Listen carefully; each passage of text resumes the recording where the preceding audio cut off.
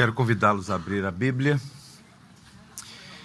no Evangelho de Jesus, segundo Lucas, capítulo 23, versos 33 a 43. Será a primeira leitura, leremos outros textos, preparamos aí alguns slides para facilitar o acompanhamento das leituras que serão feitas.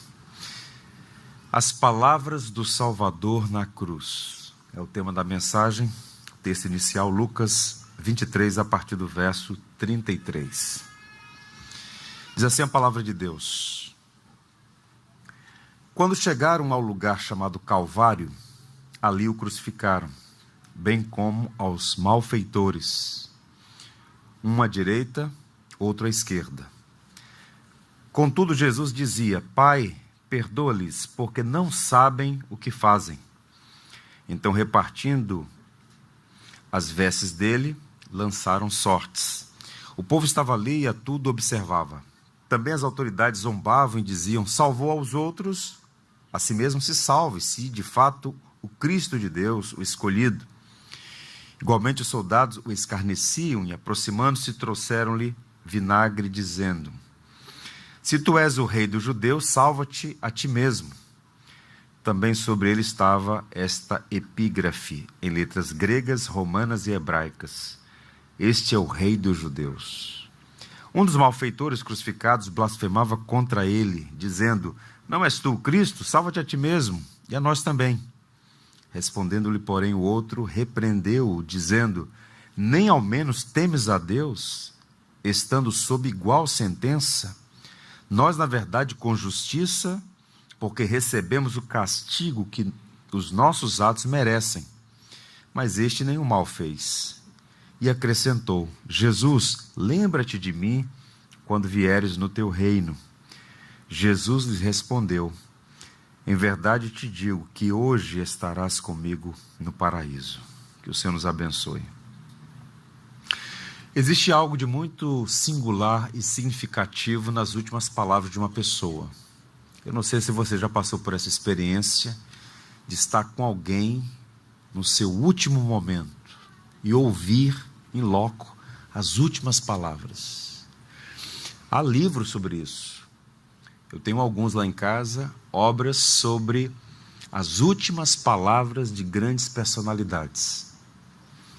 Algumas dessas palavras caracterizadas por desespero, por insegurança, por dúvidas, medo, outras por indiferença, apatia, enfim.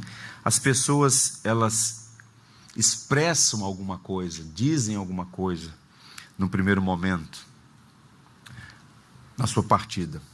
Thomas Hobbes, por exemplo, um filósofo inglês, famoso por sua obra A Teoria Política, um livro chamado Leviatã, as suas últimas palavras foram as seguintes. Ele viveu no finalzinho do século XVII. Se eu tivesse o mundo inteiro, eu daria para viver mais um dia. Estou para dar um salto na escuridão. Ou seja, palavras que revelam desespero de uma alma sem Deus e sem esperança. Daria tudo para viver mais um dia. Estou saltando no escuro. Ou seja, cruzar os portões da eternidade sem saber o que espera do outro lado. Então, as últimas palavras de uma pessoa revelam muito sobre o seu caráter, sobre a sua visão de mundo e tudo mais. O texto que nós lemos registra algumas das últimas palavras de Jesus na cruz. Ao todo foram 7 palavras. E os evangelhos formam um grande mosaico, Mateus, Marcos, Lucas e João, apresentando essas palavras memoráveis de Jesus que tem tanto a nos ensinar. Eu gostaria da atenção de vocês para partilhar as palavras do Salvador na cruz. Vou tentar ser o mais breve possível, porque são palavras que têm algum grau de densidade. Cada uma delas demandaria uma exposição, mas eu quero fazer uma espécie de recorte, um resumo das palavras de Jesus. E como já está projetado aí, a primeira dessas palavras, à luz do texto que nós lemos, é um apelo por perdão. Jesus intercedeu por seus algozes. A primeira palavra de Jesus naquela cruz foi uma intercessão em favor dos seus assassinos. É interessante isso. Logo após subir ao Calvário, enquanto tinha os pés e as mãos cravados na cruz, mesmo sofrendo dores excruciantes, o Senhor orou pelo perdão dos seus malfeitores. O texto vai dizer: Pai, perdoa-lhes, porque não sabem o que fazem. Percebam, seria justo se ele dissesse assim: Pai, destrua-os. Os filhos de Adão pagam na mesma moeda, mal com mal, mas está ali o homem perfeito, que não pagou mal com mal. Naquele momento mais adverso, ele pediu misericórdia em favor dos seus algozes. Jesus escolhe a misericórdia e não a vingança. Sobre essas palavras de Jesus, notáveis pregadores já disseram coisas memoráveis. Eu queria citar um que para mim é um professor. J.C. Ryle diz: essas palavras foram ditas provavelmente enquanto Nosso Senhor estava sendo pregado na cruz, ou logo que a cruz foi levantada. Vale a pena observar que tão logo o sangue do grande sacrifício começou a fluir, o grande sumo sacerdote começou a interceder. Irmãos, essas palavras são profundas porque nós não estamos lendo uma peça fictícia. Em algum momento da história, Jesus Cristo foi crucificado e, ao ser crucificado, ele disse: Pai, perdoa-lhes porque não sabem o que fazem. E o que essa oração tem a nos ensinar? Primeiro, é uma oração que confirma as profecias do Antigo Testamento. Isaías, o profeta, disse: porquanto derramou a sua alma na morte, foi contado com os transgressores, contudo levou sobre si os pecados de muitos e pelos transgressores intercedeu. Por isso Jesus é para nós o sumo pontífice, o grande intercessor. Ele intercedeu pelos algozes. É digno de nota que o cumprimento dessa profecia, tal como todas as demais, mostra que a Bíblia de fato é a palavra de Deus.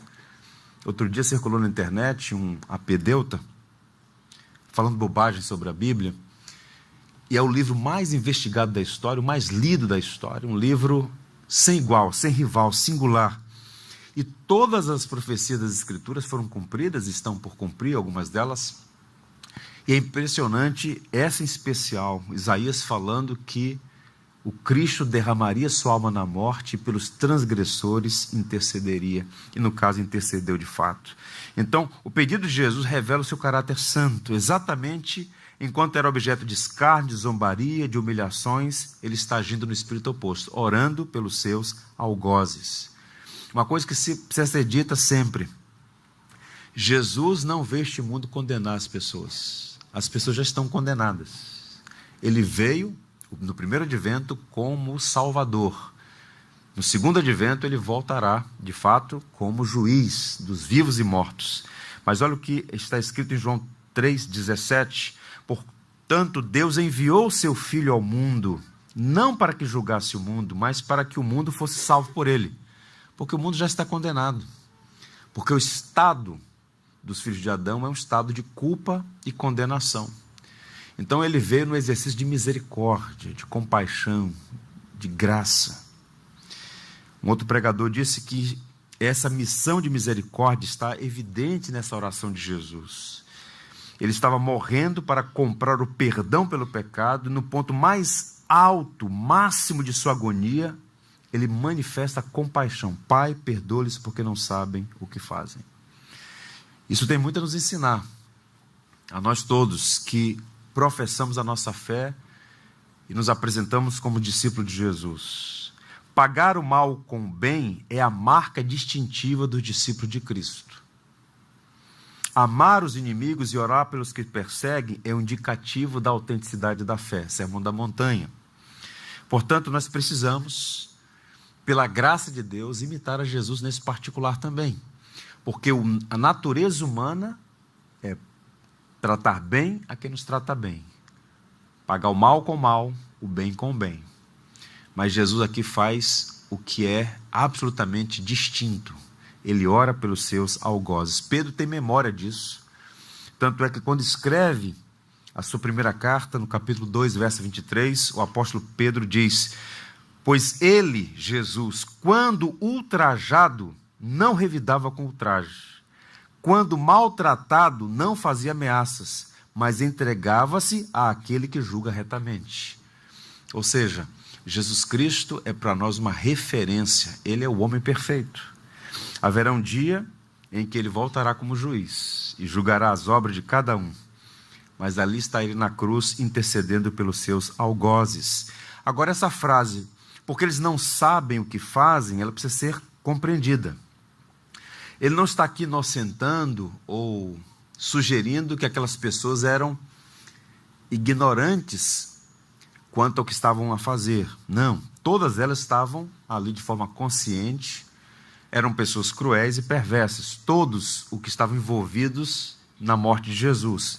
Pilatos, o Sinédrio, a alta corte dos judeus, Judas, o traidor, os soldados, a multidão que fez a escolha estúpida entre Jesus e o criminoso Barrabás, enfim, todos eles estavam conscientes do que estavam fazendo. Mas a ignorância é quanto à enormidade do crime. Eles não tinham noção de quem de fato era aquele homem na cruz central, no Calvário.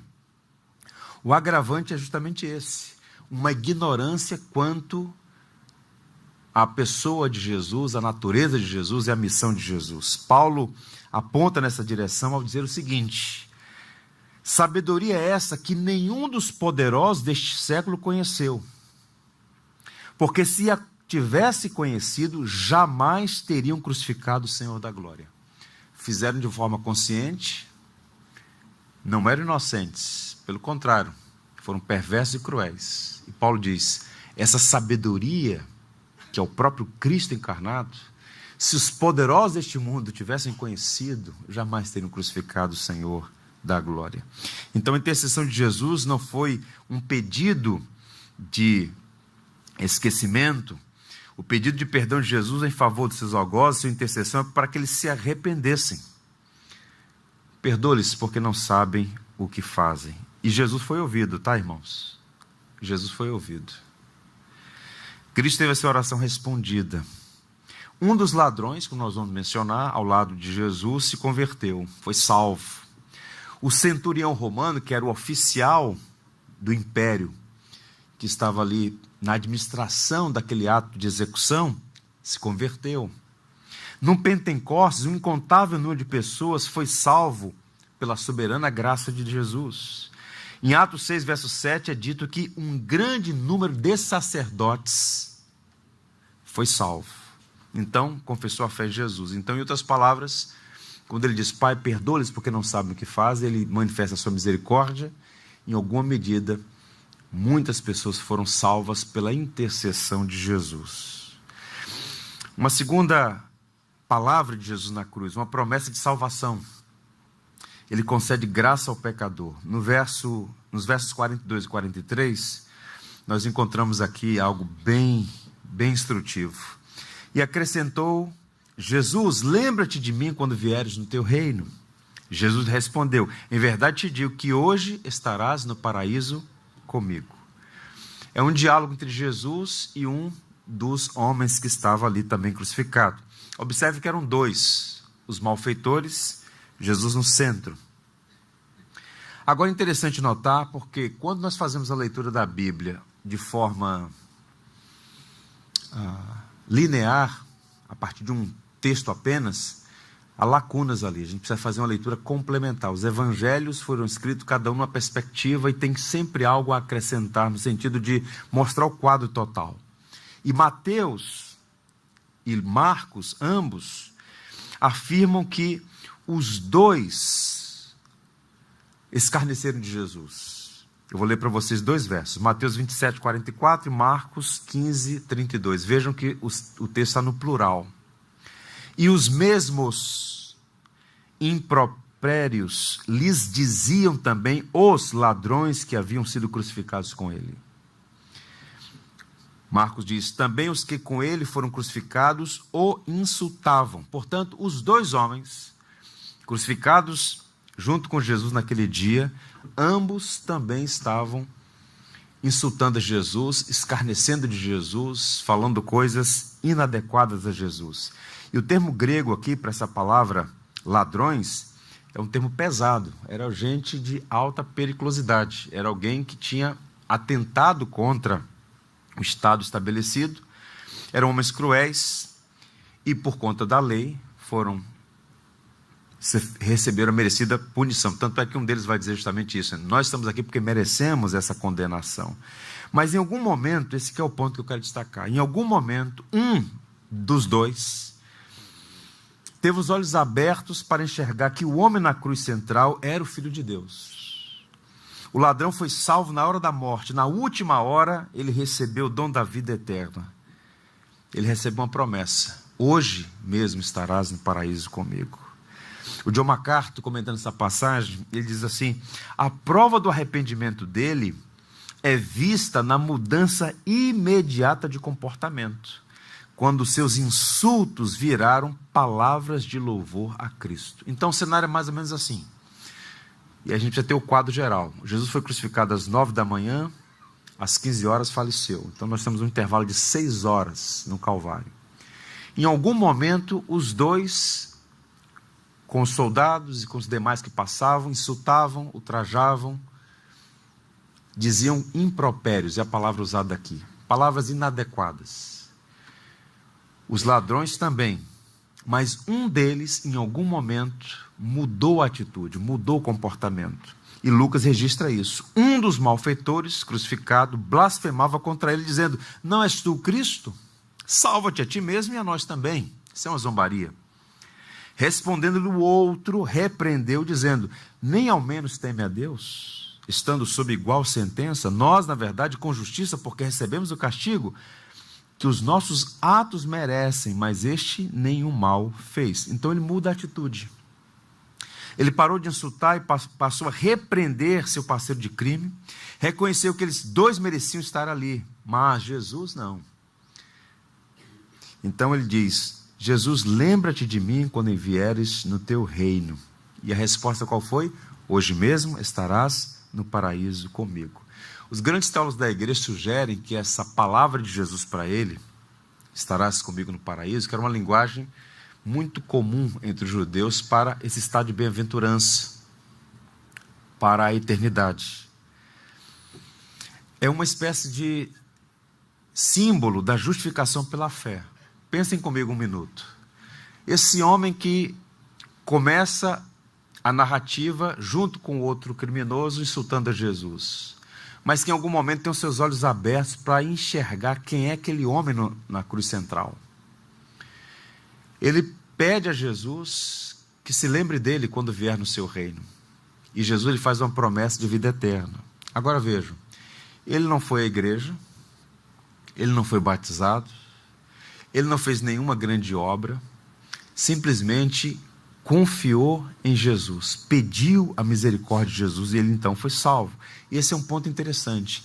Ninguém será salvo por suas próprias obras. As obras, elas são importantes porque elas dão autenticidade à nossa salvação. Elas testificam a nossa verdadeira fé. Mas a salvação é algo que só o Senhor pode dar, porque ela foi comprada pelo precioso sangue de Cristo. Então, isso é absolutamente importante trazer à memória.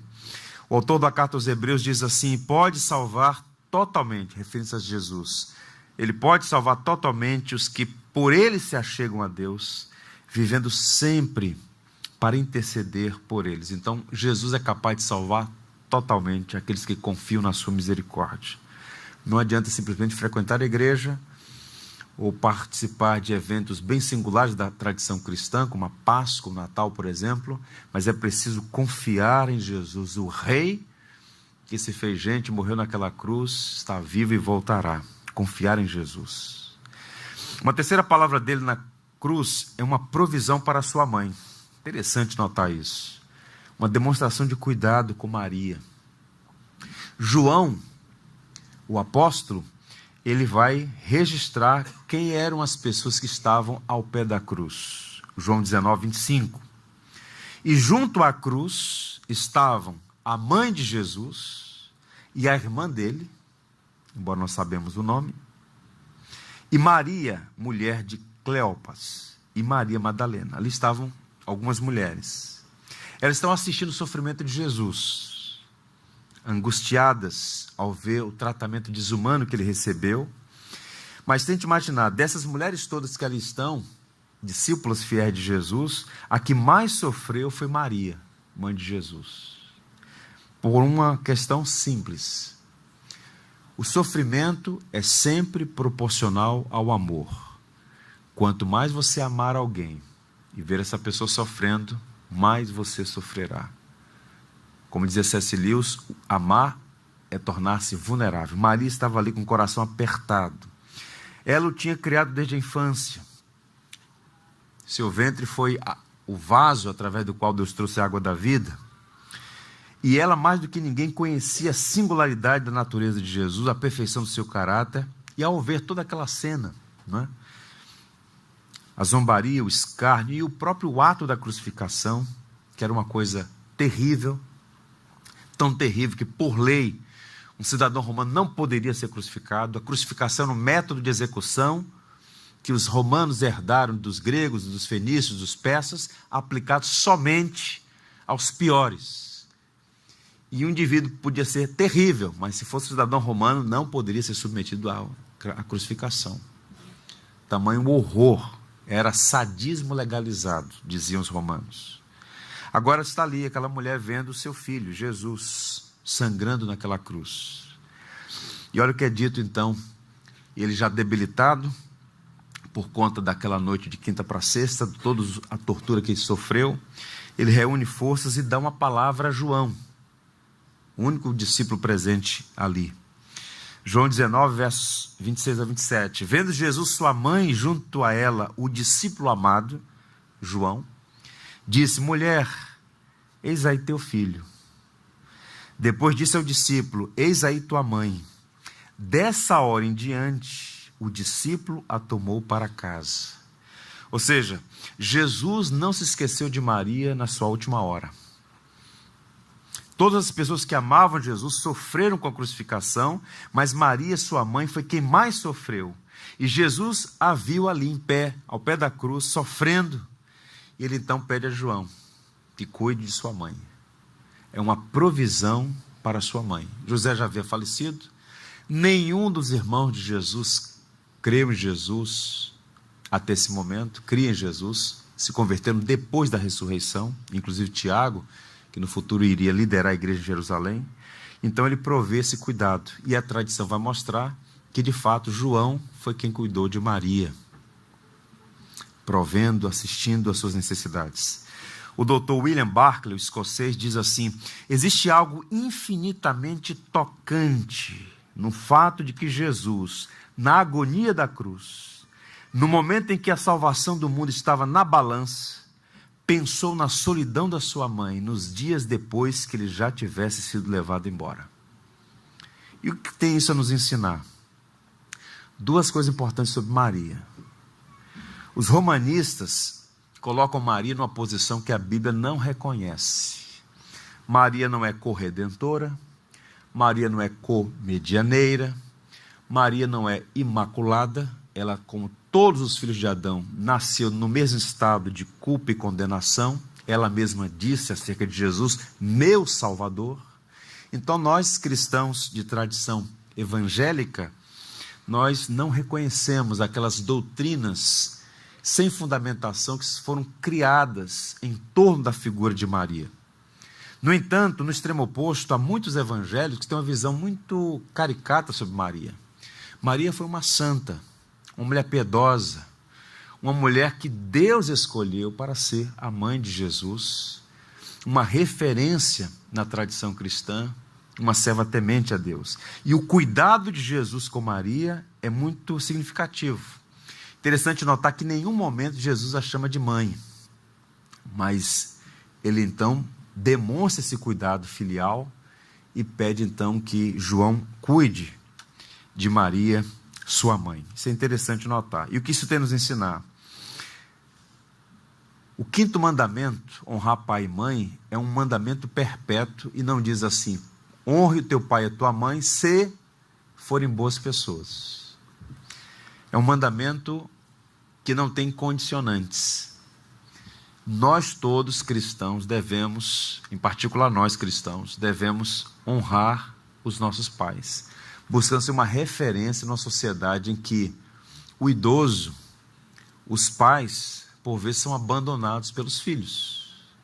Então Jesus, nesse ato de cuidado com Maria, ele mostra primeiro que cumpriu toda a lei. O único homem que cumpriu os mandamentos foi Jesus, os 10 mandamentos. Honrar pai e mãe, ele honrou a sua mãe. Então nós devemos aprender com Maria a servir a Deus com fidelidade e aprender com Jesus a honrar os nossos pais. E Jesus provisionou, cuidou de Maria. Essa é uma grande lição.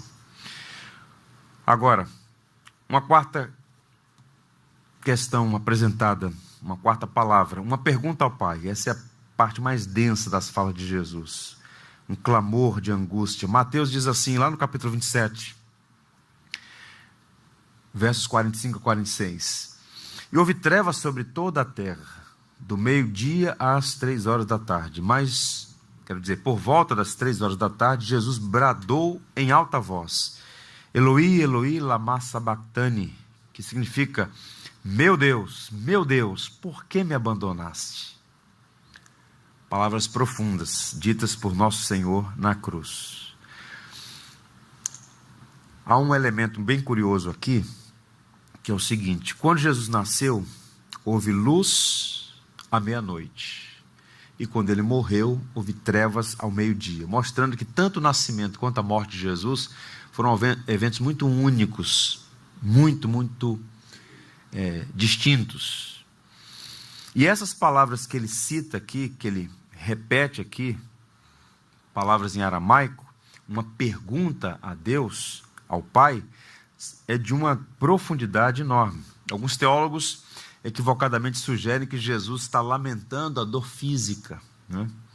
A dor corporal, mas isso é totalmente inadequado, porque, embora o sofrimento físico fosse real e ele estivesse realmente sofrendo por conta da tortura e da crucificação, eram dores excruciantes, o clamor dele é de outra natureza.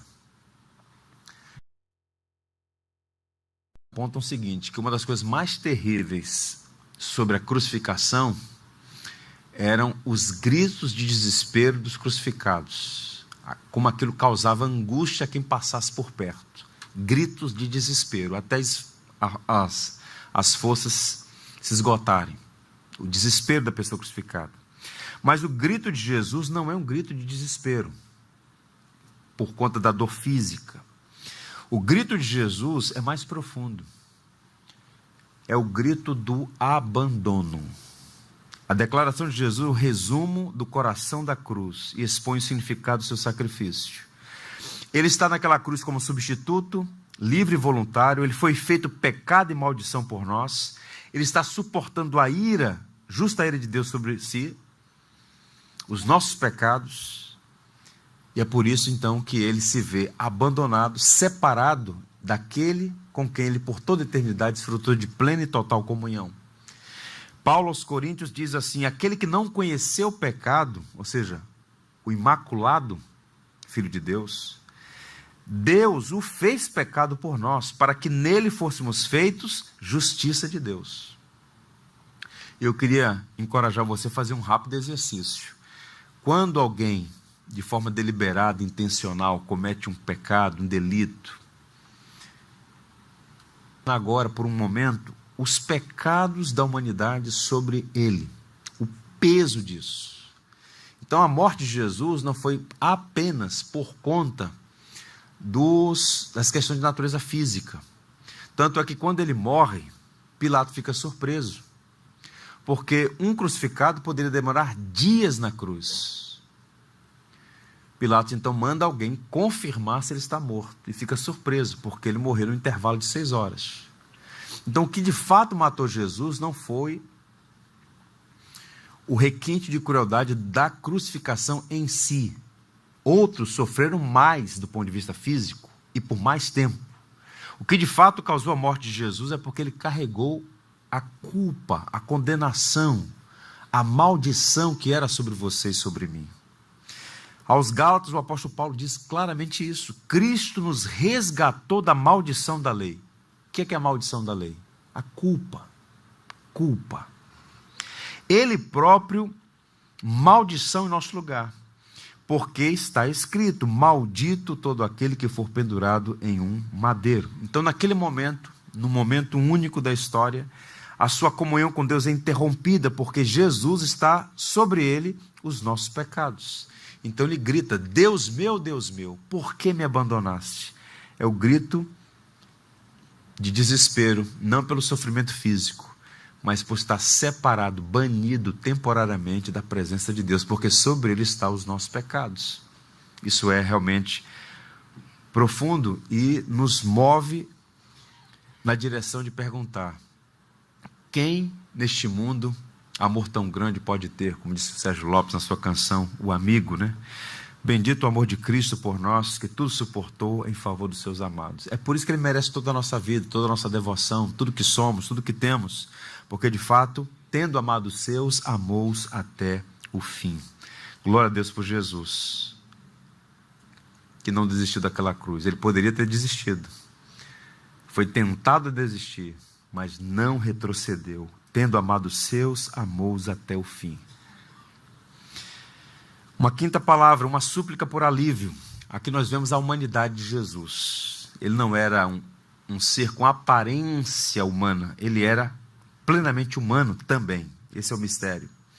E João registra uma fraqueza física, uma necessidade física. João 19, 28.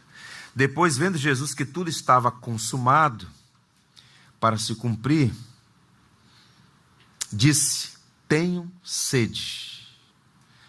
Quando a morte se aproximava, Cristo fez essa quinta declaração, ele pediu alívio físico. Você sabe que depois de um período de tempo sem hidratação, depois de uma noite intensa e tensa ao mesmo tempo, depois de uma surra nos moldes romanos, né? Ele estava muito desidratado, muito debilitado, sem forças. E naquela cruz ele então diz, tenho sede. Crucificado às 9, fica exposto até às 15 horas, sedento, desidratado. Nosso Senhor então diz, tenho sede. Pessoas feridas geralmente ficam sedentas. Isso é um ponto interessante. Quando acontece um acidente, um problema, a pessoa já começa a ficar desidratada, tem sede. Nos hospitais isso é muito comum. O paciente chega com um problema de saúde, pede água, tem sede. E à medida que elas vão perdendo sangue, elas sentem a necessidade de líquido. Isso acontecia com as pessoas crucificadas. Os crucificados começavam a sofrer desidratação. E é bom lembrar que quando ele chegou ao lugar da crucificação, foi oferecido a Jesus, sabe o quê? Vinho com mirra. E ele não aceitou. Era um sedativo. Alguns, até no ato de misericórdia, tentavam sedar o crucificado. E nosso Senhor recusou ser dopado a fim de não sentir dor. Ele escolheu sofrer por amor a nós. Marcos 15, 23 diz, deram-lhe a beber vinho com mirra. Ele, porém, não tomou. Ele não queria estar sedado naquela cruz. Ele sofreu as dores físicas da crucificação e a dor mais profunda, o juízo de Deus sobre ele, por amor a nós. Agora, uma profecia está sendo cumprida, Salmo 69, e na minha sede me deram a beber vinagre. Agora veja a maldade que está escrita em João. Estava ali um vaso cheio de vinagre, embeberam de vinagre com uma esponja e fixando-a no caniço com ensopo lhe chegaram à boca. Então, ali naquela cruz, o Deus encarnado sentiu sede.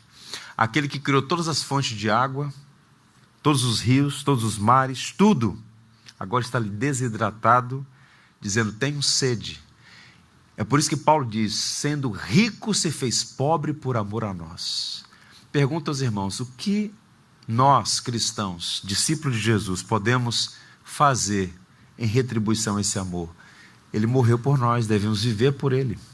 Devoção a Jesus, a vida entregue a Jesus. Eu citei ainda há pouco um trecho da música do Sérgio Lopes, Amigo.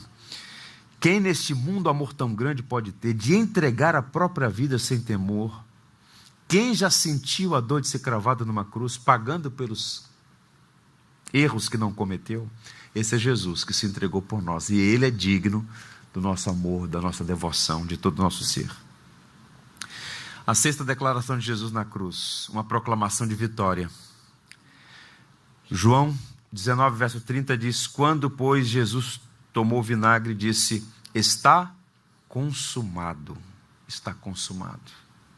Ele usa uma palavra que hoje em dia é comum, bem conhecida dos cristãos, com o advento da internet.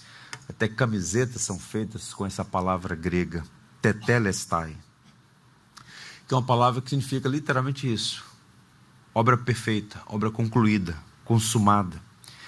Então Jesus diz: está concluído, está consumado. Ele cumpriu a missão que veio realizar. Então a morte de Cristo na cruz não é um acidente, não é um plano B, não é uma situação circunstancial. Muito pelo contrário. A morte de Cristo foi planejada desde a eternidade. Ele é chamado de Cordeiro de Deus, que estava preparado antes ou desde a fundação do mundo. E quando ele está naquela cruz, já na última hora, ele então dá esse grito, esse brado de vitória, né? Tetelestai, está consumado. Em outras palavras, o que ele veio a fazer, a missão que lhe foi confiada pelo Pai, ele a cumpriu de forma perfeita e definitiva. Cristo pagou com a sua própria vida pelos nossos pecados. Ele é o Cristo vencedor. Há um militar do século XII, um muçulmano chamado Saladin, muito conhecido em filmes sobre aquela tensão entre os cruzados e os muçulmanos, naquela região do Oriente Médio, especialmente em Jerusalém. E ele teve grande êxito, grandes vitórias militares, inclusive destronando o reino latino de Jerusalém. Enfim, há muitas histórias relacionadas a ele. Mas há uma muito interessante, triste ao mesmo tempo, que é os últimos momentos dele. Saladin, ele era, até hoje, é muito conhecido. Aqueles muçulmanos todos, guerreiros militares, é um dos mais conhecidos, Saladin. E quando ele já estava morrendo, ele percebeu que estava chegando a sua hora. Ele pede então que um soldado erga um lenço branco na ponta de uma lança e percorra o acampamento. E aí os grandes historiadores dizem que tudo que aquele grande general, aquele grande militar tinha, era um lenço branco para embrulhar o seu corpo, uma mortalha. Qual a diferença para Jesus? Jesus não era um Saladin, Jesus é o Cristo vencedor. Nós adoramos o Cristo vencedor. Naquela cruz ele não está sendo derrotado, na verdade ele está triunfando sobre principados e potestades. Ele nasceu para morrer, e aquela morte era necessária para comprar um povo de todas as tribos, línguas, povos e nações para si. De modo que quando a igreja se reúne para celebrar a Páscoa, no sentido de a libertação espiritual do povo de Deus, nós celebramos o Cristo vencedor, que naquela cruz venceu a morte, o pecado e o adversário de nossas almas. O plano de salvação, projetado desde a eternidade pela Trindade, foi cumprido. A expiação foi realizada, a justiça de Deus foi satisfeita, o resgate pelo pecado foi pago integralmente, não havia mais dívida. Paulo diz que o escrito de dívida que era contra nós foi cancelado, ele agora abriu um novo e vivo caminho de volta para Deus. É por isso que nós estamos aqui, porque naquela cruz ele disse: está consumado. Por isso, meus irmãos, que o Evangelho da Graça, como nós estamos a celebrar no aniversário do Jubileu, é libertador, porque Evangelho por natureza é graça. Então Cristo já satisfez a lei de Deus, Ele cumpriu a lei de Deus, Ele já morreu a nossa morte, Ele já pagou por nossos pecados, de modo que está consumado. Não depende de mim ou de você, a salvação é um dom de Deus para aqueles que confiam na perfeita justiça de Cristo, na sua perfeita obra. O pecador não precisa contribuir para a sua salvação, nem mesmo pode fazer isso. Cristo já fez tudo. E uma das maiores necessidades da igreja é continuar pregando o evangelho da graça. Pela graça sois salvos mediante a fé, isso não vem de vós, é dom de Deus, não de obras, para que ninguém se glorie. Aos Romanos, Paulo diz: Quem, pois, intentará acusação contra os eleitos de Deus? É Deus quem os justifica. Quem os condenará? É Cristo Jesus quem morreu, ou antes quem ressuscitou, o qual está à direita de Deus e também intercede por nós. Mais um texto falando sobre a intercessão de Jesus, seu ministério que continua em ação. O Cristo intercessor do seu povo. Portanto, está consumada a obra de Jesus. E a última palavra dele é uma palavra de rendição, uma oração de entrega. Cristo se rende ao Pai. Lucas registra as últimas palavras de Jesus. Então Jesus clamou em alta voz: Pai, nas tuas mãos entrego o meu espírito. E dito isto, expirou. Então Cristo morreu como nenhum outro homem jamais morreu. Foi uma morte singular e irrepetível. Num sentido, em alguma medida, ele foi assassinado por mãos iníquas. Pedro pregou sobre isso no sermão em Atos 2. Vocês mataram o autor da vida. Vocês crucificaram por mãos perversas Pilatos e Herodes, representando tanto os gentios quanto os judeus envolvidos naquela trama. Agora vejam, em outro sentido mais profundo, foi o Pai que o entregou. Cristo morreu em obediência à vontade de Deus. Era um plano maior para a redenção do seu povo. Portanto, Jesus não agonizou freneticamente na cruz, exibindo alguma resistência à morte. Ele estava no controle, sabia o que estava acontecendo. Em João 10, verso 18, ele diz assim: o Pai me ama, porque eu dou a minha vida para a reassumir. Ninguém tira a minha vida, mas eu a dou por minha espontânea vontade. Tenho autoridade para dá-la e para retomá-la. Esta ordem recebi de meu Pai. Então ele sempre esteve no controle. Quando aqueles homens ignorantes diziam: salvou a tantos e não salva a ti mesmo, desce da cruz e creremos em ti. Se ele descesse da cruz, não haveria salvação. Agostinho, pregando essa passagem, ele disse assim: ele não desceu da cruz porque escolheu levantar do túmulo. Era necessário que ele morresse, mas ao terceiro dia ressuscitou para a glória de Deus e para o nosso bem. João diz que, inclinando a cabeça, rendeu o Espírito. Não é? O maior acontecimento da história da redenção se deu naquela cruz. O plano perfeito foi realizado com perfeição.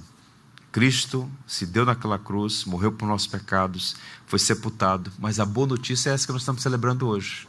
Ao terceiro dia, ele ressurgiu dos mortos. Cristo está vivo. Ele é o fundamento da nossa esperança. Eu quero encorajar você, meu irmão, você, minha irmã, nesse domingo de Páscoa, a fazer um exercício e assumir no seu coração um compromisso de aprofundar o seu entendimento sobre a obra de Cristo.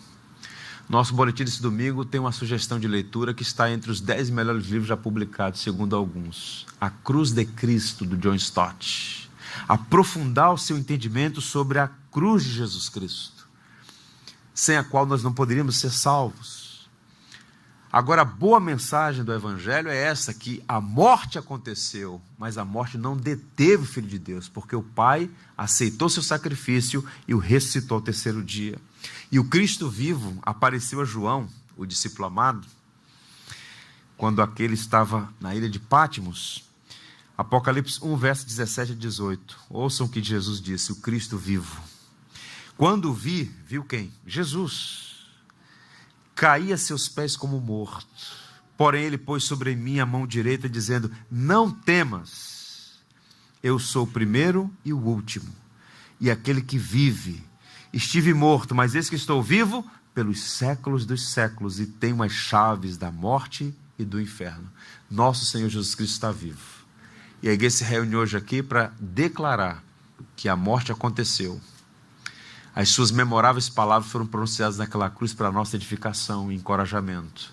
E ao terceiro dia ele ressurgiu, ele está vivo, né? Por isso nós podemos nos reunir para cantar louvores ao Cristo crucificado e ressurreto. A ele e a ele seja toda a honra, glória e louvor.